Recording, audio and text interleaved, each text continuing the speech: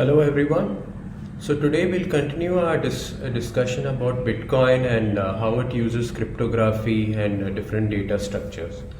So in the last class we were talking about hash functions.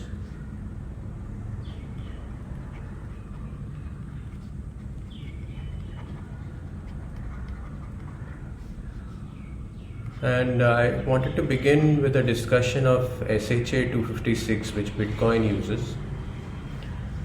So recall that we were using proof of work for the consensus.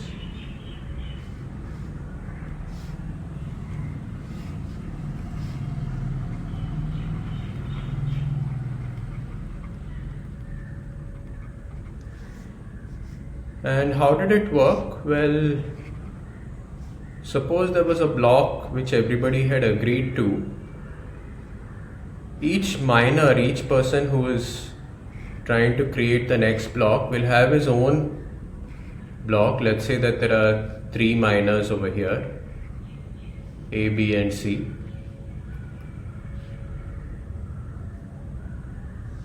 And all of them have put the hash of the previous block within their block.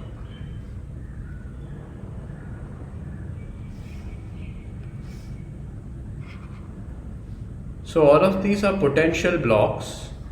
Everybody is trying to create the next block. Okay, all the miners, all the people who are participating in the Bitcoin protocol. So in addition to this hash, I said that they can have a nonce, which is just a bit string. We look at where exactly in the block it is placed a little bit later, but there is this field over here. So A, B and C all want to win the game. They want to create the next block. So A starts putting different numbers, let's say 0, 1, 2, 3 or so on. B maybe chooses some different starting number, let's say M plus 1 and so on. And C, let's say, had started with K. He can try any number, it doesn't have to increase by 1, right? So you can use any sort of set of numbers. And each of them, every time he changes this nonce, is going to send it through the SHA-256 hash, and it's going to spit out some number, some 256-bit number. So each of them is doing this continuously. They may be trying out millions of different nonces every second, and every time they do that, they are sending it through the hash function. Okay, so they are sending the at least in my illustration here, they are sending the entire contents of the block through this hash. Okay, so Bitcoin in fact is a little bit more advanced. We look at that now, but for illustration, let's assume they send the entire block through the hash function. So maybe some output is received, right? And similarly B gets some output. Okay, and C gets some output. So they keep doing this until one of the hashes is less than the threshold. So let's say C wins the game, and let's say the threshold is such that it needs let's say 4 zeros in the beginning. Okay, and let's say that this number, which is small enough, let's say that it is less than the threshold. Okay, so I'm just taking an example of the threshold being such that you require 4 zeros here. But in practice in Bitcoin, of course, you would need much more than that. Maybe you need 30 or 40 zeros in the beginning, right? So that the hash value is small enough. So in this particular case, let's say that C has got a hash value less than the threshold. Okay, and okay, so let's just to make it explicit, let's say that the threshold was like this.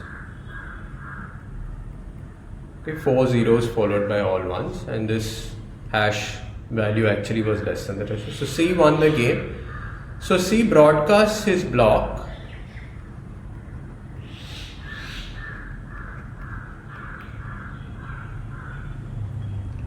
to everybody else. Everybody checks that in fact this block has a hash value less than the threshold. So they add it to the blockchain.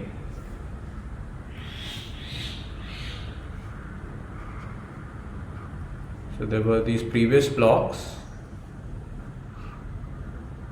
and now this one becomes the new block. It's a valid block with a valid hash, and the game continues, right? A, B and C again try to create new blocks following this one. Okay. So this is how proof of work actually works. And the question is, how does this SHA-256 really work? So let's discuss about that. I think I put that up there. Okay.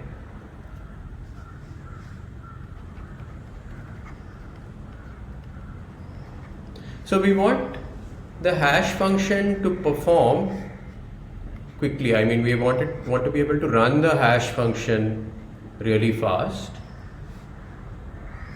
So if you have a bit string of length m bits, you want it to take order of m to run. Okay.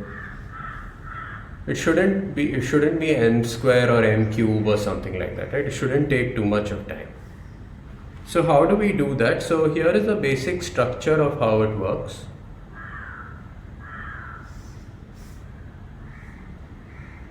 So there is something called a compression block.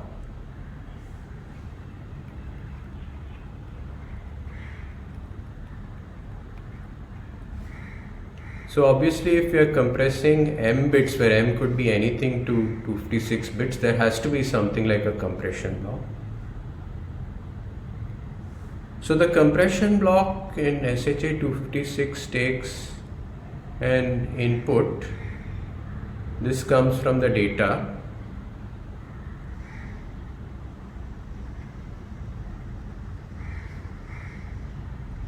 And it takes something called an initialization vector.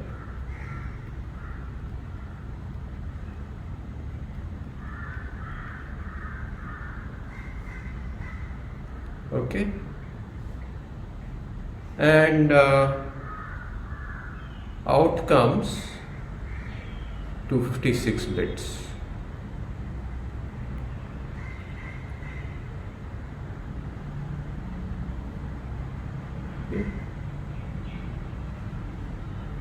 Okay, so this is the basic structure of the compression blocks. It takes a certain amount of the message, and there's something called an initialization vector. This could be changed by the user. Okay, so what this compression block is going to do, it's going to shuffle these bits, it's going to combine the bits in such a way in order to spit out something which looks somewhat random. Okay, so that's obviously what we want the hash function to do, and this is what the compression block does. So this is a deterministic function.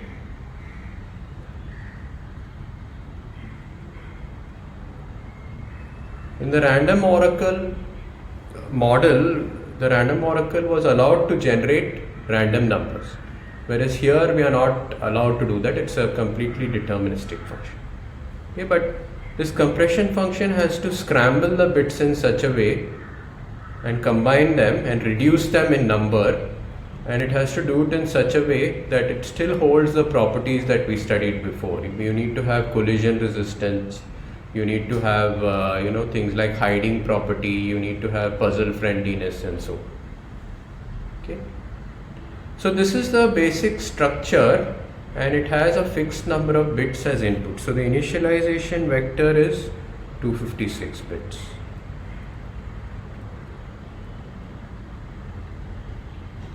So this is the basic structure, and the question is, what do we do if the input is more than 512 bits? Or what if it is less than 512 bits, right? What do we do over there? Okay, so what we are first going to do is we are going to take the input and we are first of all going to split it into blocks of size 512 bits.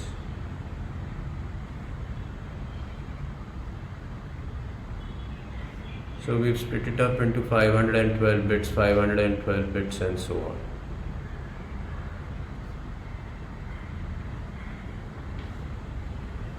So what if the input is not a multiple of 512 bits? Then what do we do? So then what we have to do, we have to have some sort of padding. We have to add some bits such that the total length is a multiple of 512.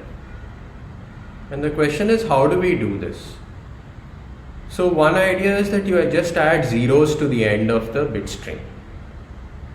So you have the input and you just, let's just think about it. So I just say we have certain ideas. Let's say that you add zeros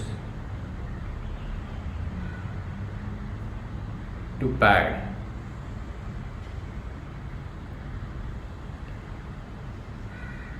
So you have the bit string. Let's say that I just say input. This is some input. And I add enough zeros to make it a multiple of 512 bits. So what's the problem with this? You might have guessed it. So we want the hash output to be different for different inputs. And what if somebody gives another input which was the original input but with an extra zero or another couple of zeros? So then of course we are going to get the same hash value because this is what we are going to feed into the hash function. So this is a problem. Just zero padding is not enough. We want to ensure that every input after padding will give a unique output. I mean, will give a different bit string. So if I have the input with, let's say, 1 or 2 zeros more, and that's the new input, after padding I should get a different bit string. Okay, so what we do is a little bit different. So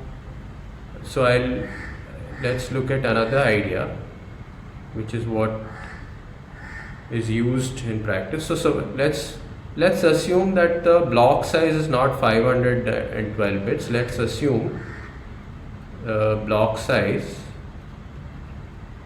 So, or maybe I shouldn't use the term blocks since we are using it in Bitcoin. Let's call these chunks.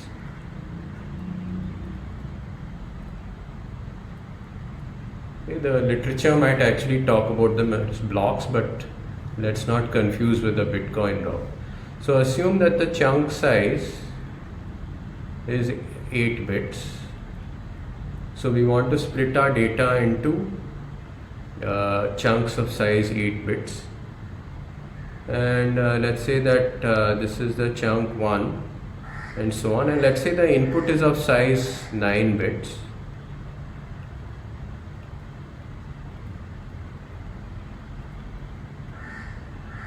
So it will fit here. Let's say there's some bits here. Plus there will be one data bit.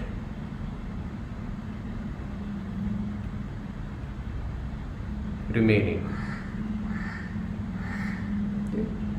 So what we would do, we wouldn't just zero pad. We would fill it. Let's say we put a 1 here. Okay, so this is the first bit.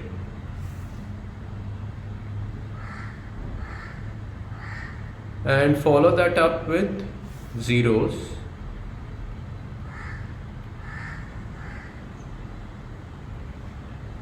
And in the next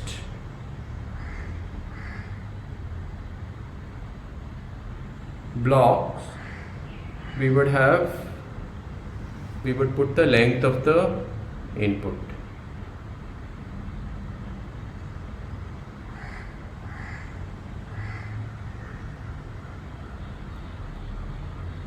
Okay, so here of course we are assuming that the length of the input can be represented in 8 bits. Okay, but in the SHA case you have 256 bits. So obviously the length for practical situations is going to be less than 2 to the power of 256, right? So you can represent the length in this last chunk. Okay, so this, if you analyze this carefully, you will be able to see that for every different input, okay, so this is the input. So for every input, you will have a different padded output. Okay. So if you think of it, if suppose you have the same input with a 1, you can just as an exercise see what this padding is going to give as a result. Okay. Okay, so this is what is done first to the input. You pad it. You do padding, but not the sort of very simplistic idea of just putting zeros, but you do it in a clever way so that there is no confusion, that every unique input has a unique padded sort of output. And now that we split it up into chunks, we are going to use these chunks as these message inputs to the compression function. So let's see how that's done. So first we have an initialization vector which is fed to the compression function.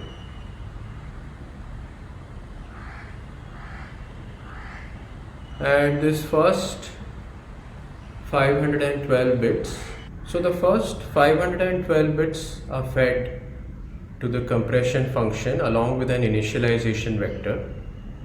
And as you could guess what happens over here,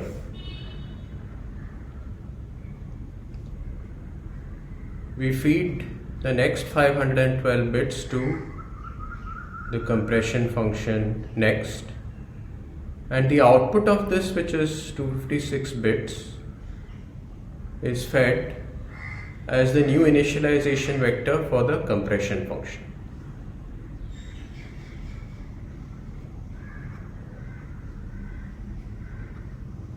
Okay, so this is the structure. We just keep repeating this, and at the end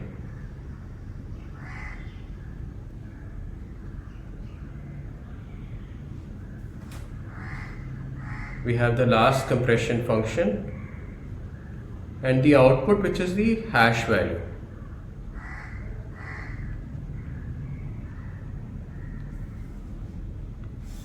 So this is the final hash value.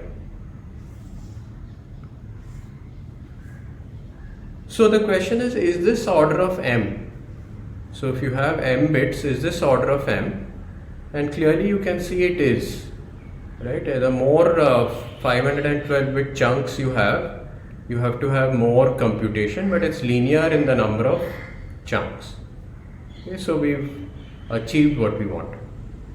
So designing hash functions is non-trivial. It has to be done very well, and it has to be tested also extremely well.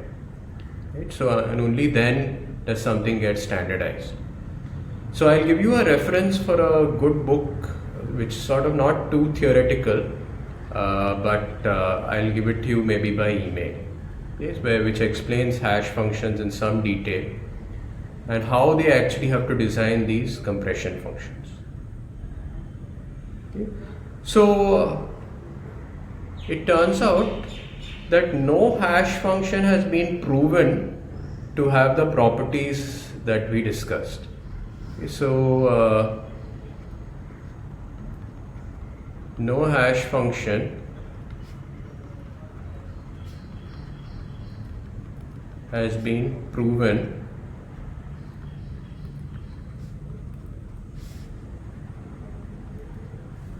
to be collision resistant.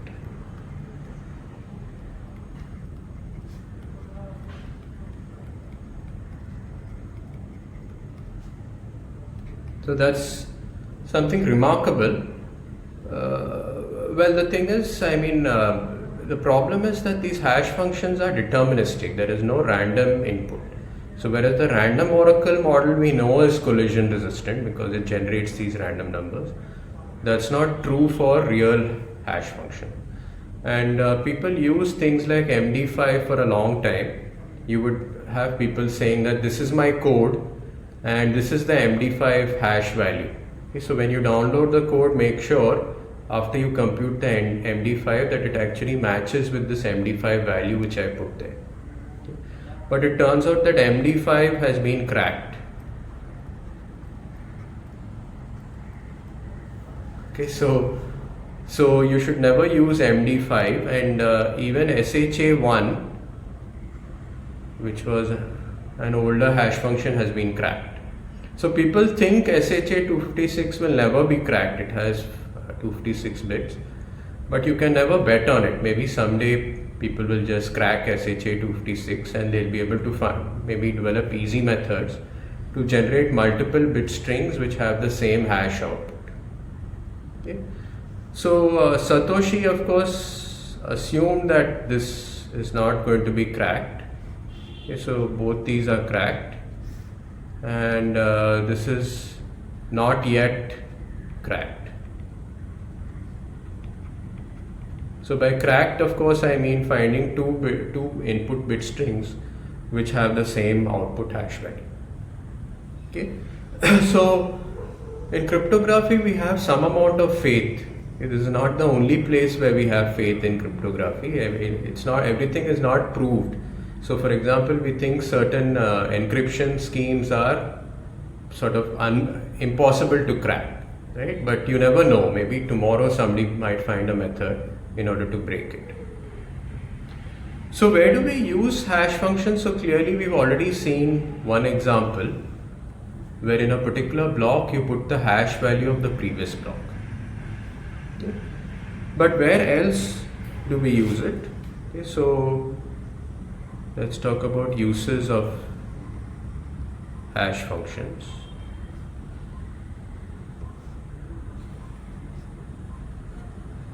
So one, of course, is the hash pointer, where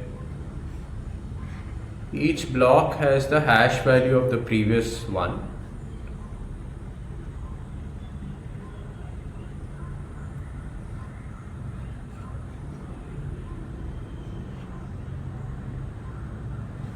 So it's just you take the entire block, send it through the SHA-256 and put the value that you get in the next block.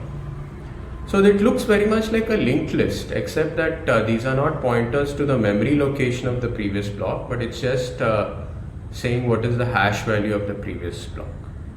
Okay. So why do we do this? Well, because it makes the block tamper proof.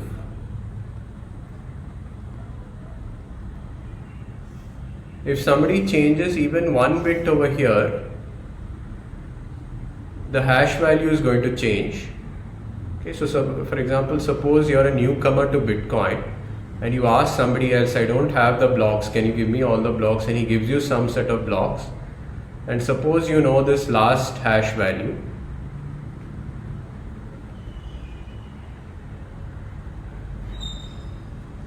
Somehow, let's say you got hold of it. So what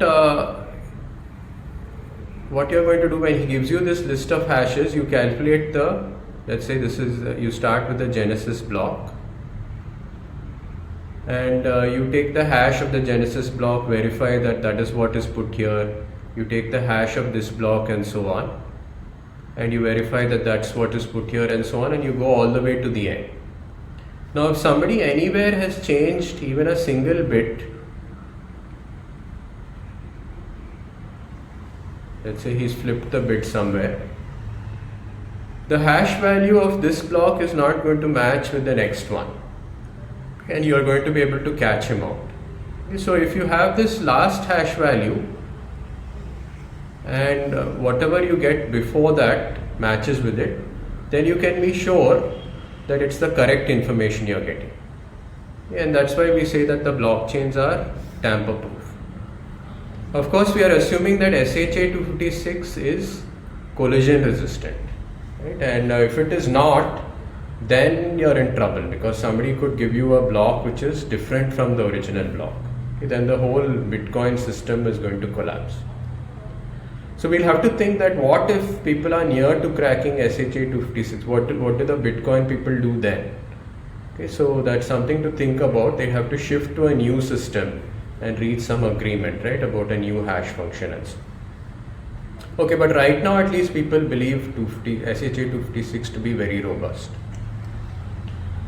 And that's what gives us the tamper-proof nature of the blockchain. So let's look at some other uses of hash functions, and one of them is something called a Merkle tree.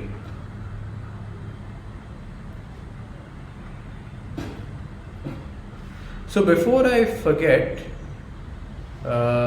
this particular construction is called the Merkle-Damgard transform.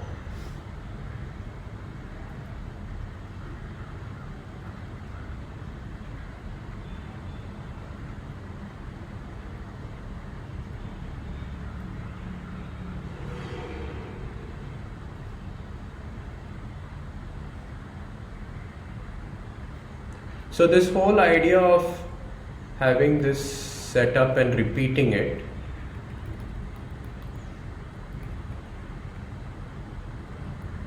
is called the Merkle-Damgard transform. Okay. And essentially you can prove that if this single compression function is collision resistant, then the entire Merkle-Damgard transform, combining all of these together, okay, in some sort of a chain, this is also collision resistant. That can be proved. Okay. So obviously Merkle and Damgard were some of the stalwarts, some of the early cryptographers who developed these techniques. So let's look at Merkle trees.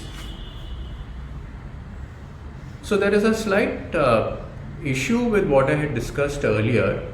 So we said that in proof of work, you have the hash of the previous block and you have a nonce which can be changed. Any value can be put in here by the person creating the block. And what I didn't say is what is there in the rest of the block. So suppose there are transactions. Transactions are things like A paying B and so on. We look at the exact format a little bit later. And there are many such transactions in the block. Right? So this is a long bit string. I'm just showing it here in 2D format. Okay, but you essentially go row by row, let's say, to get the bit string. Now I said that he puts a particular value of the nonce and then computes the hash value and gets the output and compares it to the threshold. So how long is it going to take to compute the hash function? Well, it really depends on the length of this bit string. We said it's going to be order of m, where m is the length of this bit string. So now, given this particular construction, we see that the more transactions the miner puts in to the block, the longer it's going to take to compute this hash value. So one miner, let's say, put no transaction, so he very quickly computed the hash function. Another miner, let's say, put in 1000 transactions. It took him 1000 times, let's say almost 1000 times the time to compute a single hash. Okay, so obviously the person who put in fewer transactions will have a higher chance of winning the game because he can compute more hash values per unit time. So that obviously that solution is not going to work, because then you'd have empty blocks all the time. All the miners will just put empty blocks with no transactions so that they can do the proof of work faster. So that's no good. So I want a construction where this hash computation is going to be independent of the number of transactions I have in the block. So let me write that. So the proof of work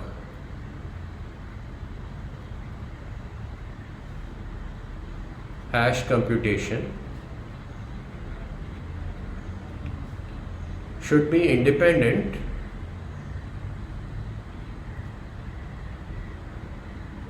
of the number of transactions.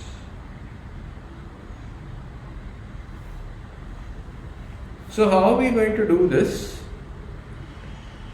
So let's think about it. So let's try this idea. Suppose I have a block header, and what I do is I put the hash of the previous block and a nonce here, and I don't put all the transactions in the block. I just put some sort of a summary of the transactions. So let's say I put the transactions one after the other.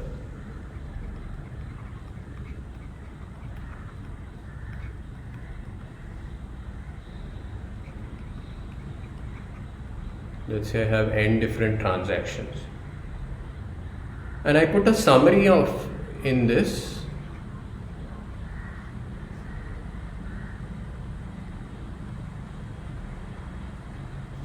And now I take the hash of this, and now I compare this to the threshold. So this summary should represent the transactions, and we want the summary to be some sort of a unique ID, because this is not really part of the block header, and I'm taking the hash of this.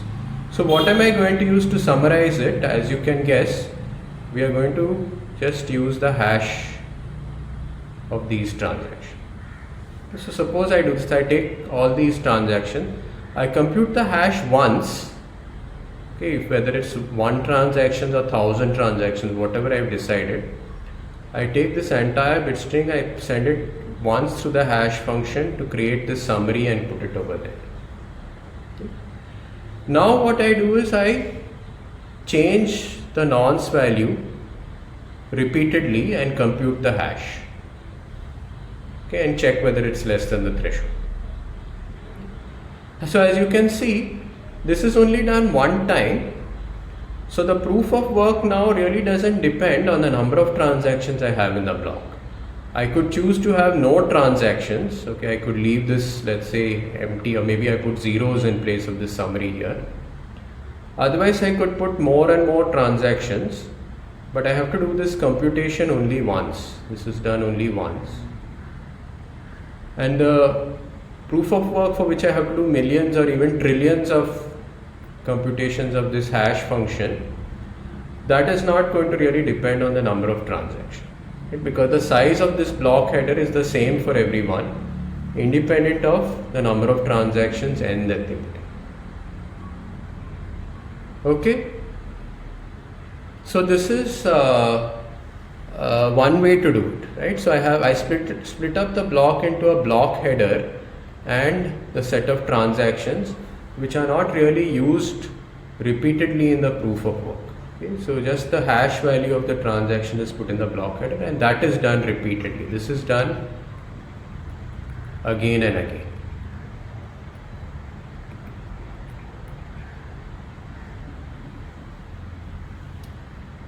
Okay. So now suppose we stretch the example a little bit more, and let's say that this particular miner had put let's say n is equal to 100, okay, and suppose there just weren't that many transactions in the network. There were only 100 transactions outstanding, so he put 100 of them together and he created the block. Okay. Now let's say that he wants to change something. Suppose he wants to put in, let's say, another transaction, a new transaction which came in,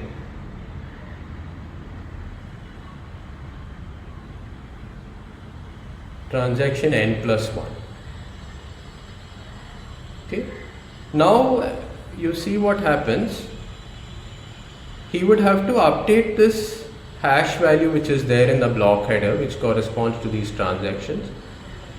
And how long is it going to take to compute this hash value?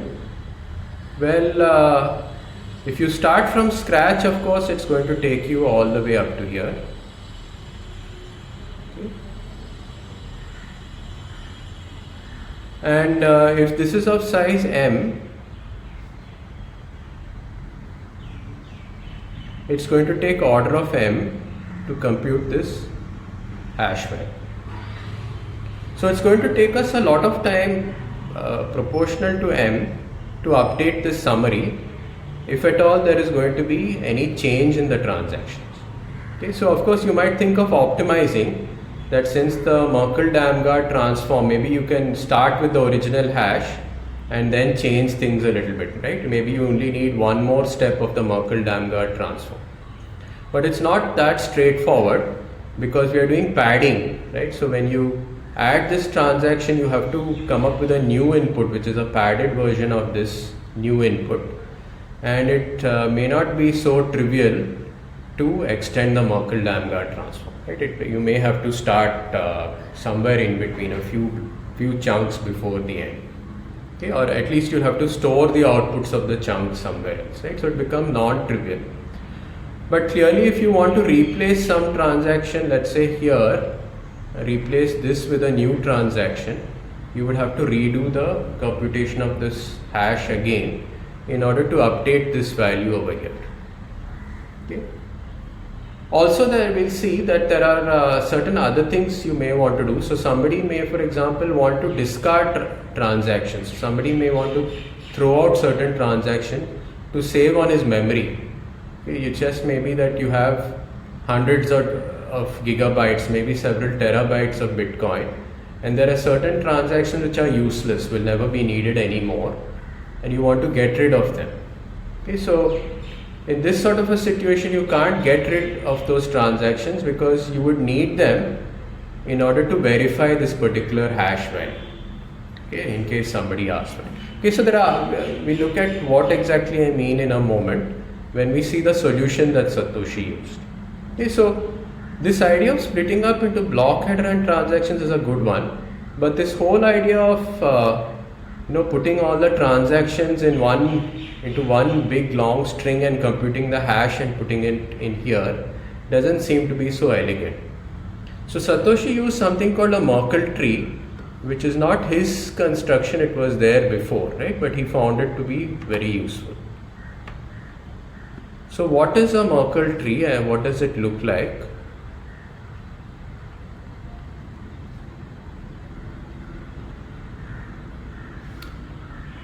So what you do is, in a Merkle tree, is that, so let's say that this is the data, you split up your data, which in our case is just going to be transactions.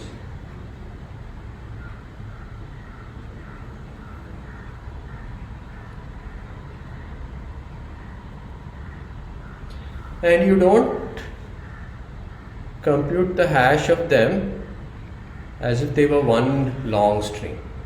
So you take the hash of each of these,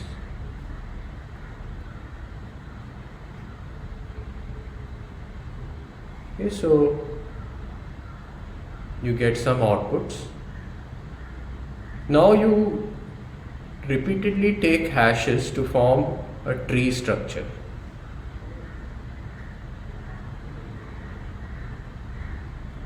Okay, so I can repeatedly do this.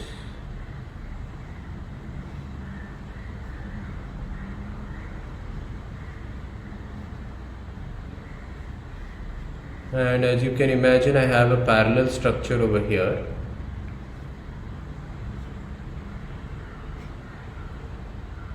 And I take this hash value. Now the output of this is called the Merkle root.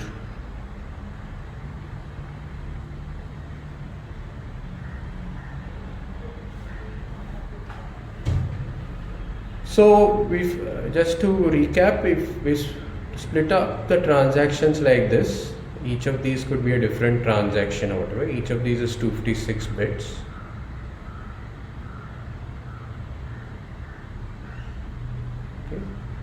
And we've taken hashes of them and we formed a tree of hashes, and finally we are left with 256 bits here at the end. And Satoshi decided to use this as his summary.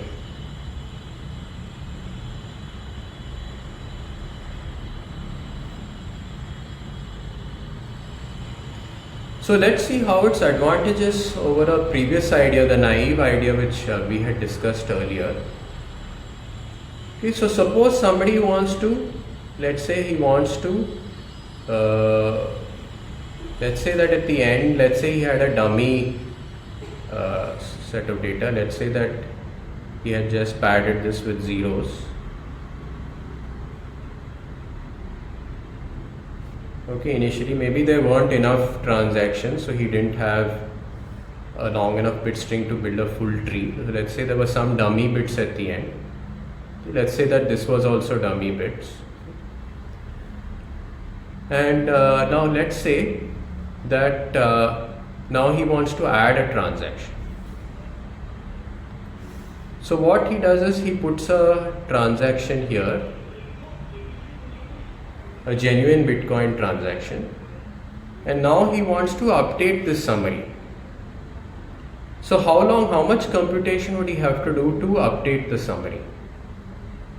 So previously he would have had to take a hash of the entire data from the start, okay, in the method that I had shown.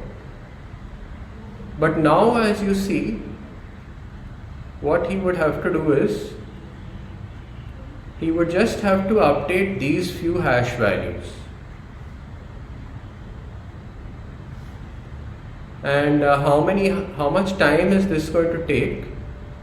So as you are all familiar with your data from your data structure and algorithms course, if this is the length of the data, then the number of hashes here is going to be of the order of log n. Okay.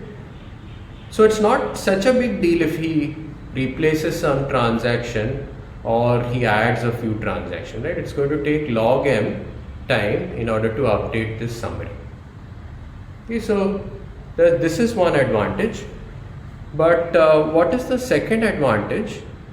So suppose somebody wanted to, let's say, okay, there's a couple of reasons in fact.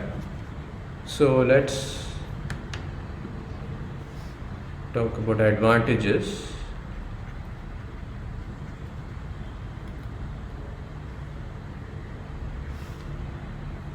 So suppose there is somebody new, let's say a newcomer to Bitcoin, and let's say that he wants to be something called a light client.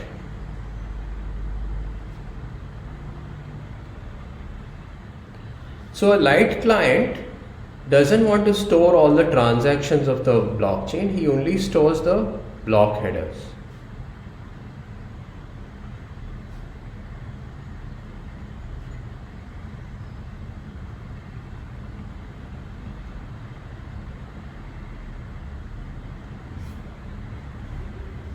Okay, so what Satoshi has is a block header like this.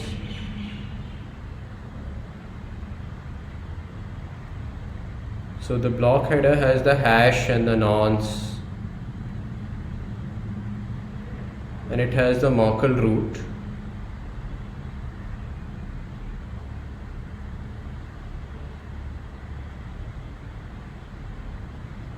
Right, and let's say that we have different transactions here.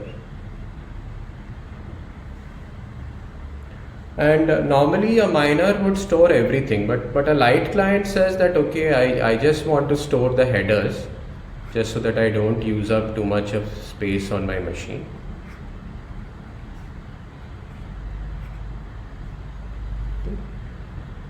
And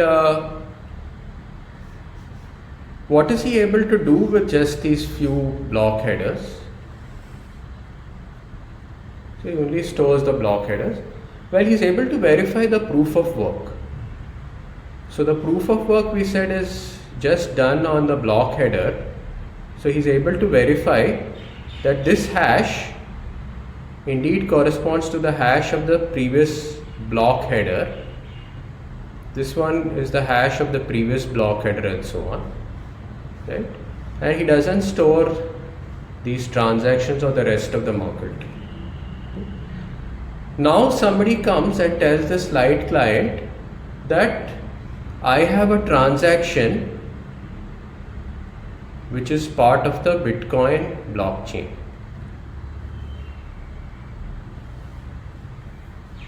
Okay, so somebody says I have a transaction which is there in the Bitcoin blockchain. So the light client says, prove it to me. I have the block headers, I verified the proof of work everywhere. I know that this is the last block.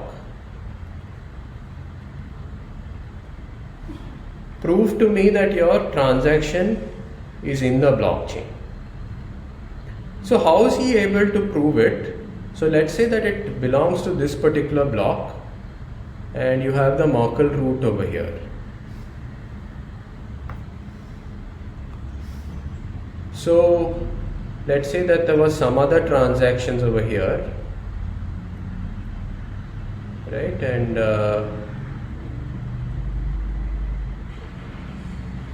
I'll just put hash over here.